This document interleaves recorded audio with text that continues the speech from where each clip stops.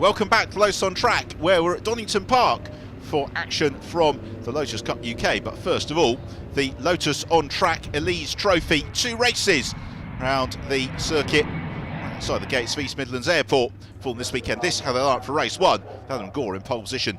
Luigi Mazza shares the front row with him. Then row 2, Andrew Bentley and Ken Savage. Row 3, Dave Carr and Adam Knight.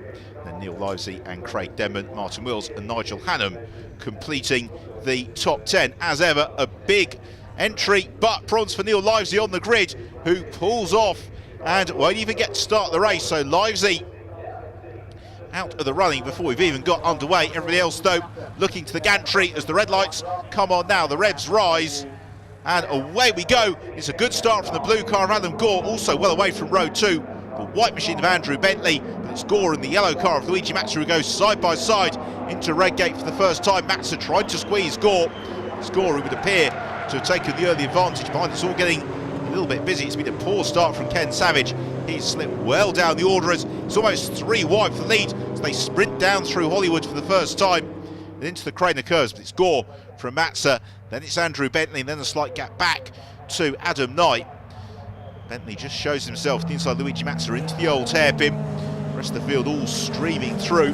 Plenty of battles beginning to form up in these early stages. There's Stephen Morrison as he attempts to elevate himself on up through the order. It's Luigi Mazza. He's got the advantage, but he's got Adam Gore closing on him, and Gore bobbing and weaving behind him. He's forcing Mazza to take to the defensive line. Andrew Bentley looking to snipe with intent just behind the leading group. They'll be trying to build an advantage, though, in these early stages. David Hay has got plenty to do as well as he looks to close in. So they head over the ripple in the road into the braking zone for the S's to the middle of the road, though.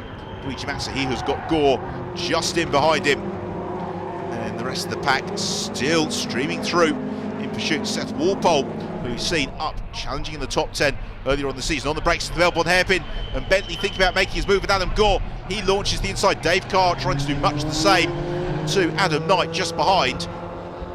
This first lap of the race, we've still got the leading group really all as one, as Bentley now past Adam Gore on the brakes into Goddard's, and Bentley immediately pressurising Luigi Mazza, trying to pick his way past Mazza. They all run out over the curb and over the start and finish line, completing the lap.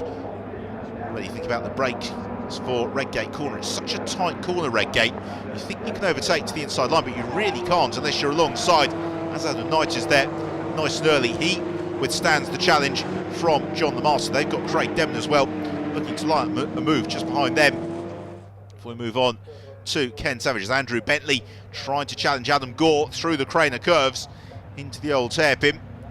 Bentley, who knows this Donington Park circuit very well, having raced here in Formula Ford, Clio Cup as well, amongst other things. Problems though for Seth Walpole.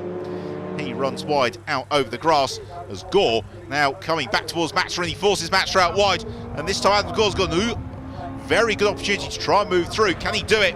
Luigi Mazza closes the door very, very late in the day. He may just slither out wide here. The long straight to come. This is a golden opportunity as well for the white car of Andrew Bentley to potentially try and pounce, because Gore and Mazza, it's getting a little bit aggressive between the pair of them. Luigi Mazza doggedly defending the inside line. Adam Gore to the middle of the road. They hit the brakes. Oh, just about jinked through the fog. DS's kick up a little bit of dust as Gore covers the inside line for the Melbourne hairpin. Maybe trying to outbrake Luigi Mazza. That's what we'll be hoping to try and do. At the same time, he's got to be aware that Andrew Bentley is trying to force his way past on towards Goddard's, and this is shaping up to be one of the best races we've seen this far this year in the Lotus on Track Elise Trophy. As Andrew Bentley now making his move with Adam Gore, who left a gap to the inside, and through he goes.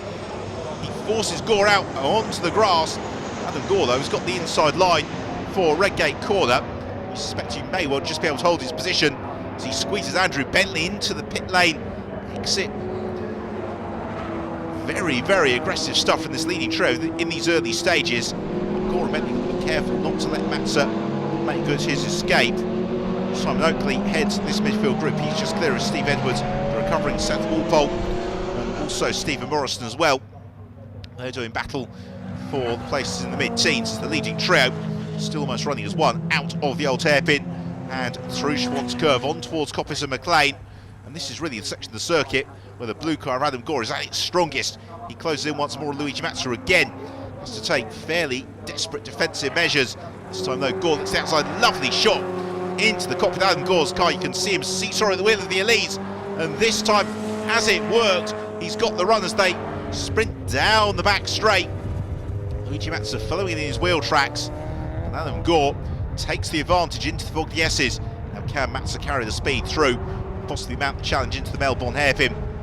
Out of the S's they come. Over the crest of the hill, still the Simon Oakley, Seth Walpole. Battle is raging. Steve Edwards, Stephen Morrison, very much part of that quartet. So can't do anything into the Melbourne loop. Still he maybe sets up the exit, possibly to challenge into Goddard. He'd be coming from a very, very long way back though, Luigi Mazza, if he does challenge for the lead. So they hit the brakes into Goddard, and Mazza sees a gap and goes for it. Oh, there's contact Adam Gore, who goes around. Bentley dives through and takes the advantage. And unfortunately, the classic Donington move has ended the classic Donington accident, and Adam Gore pulls off the road. You can see the rear of the car, the rear left, the suspension's porpoising. It has been damaged in that contact with Luigi Mazza, and that suddenly throws the race wide open. It promotes into third position this man, Dave Carr, number 30. This would be a fantastic result for Carr, who's got the car in a tribute livery to the late 80s Lotus Formula 1 car. Let's have another look then at the incident. Luigi Mazza coming from a very, very long way back. The gap was there. Suddenly it wasn't. Mazza left his braking a little bit too late as well. The car was sideways as he made contact with Adam Gore. Gore suffers the suspension damage, is out of the race.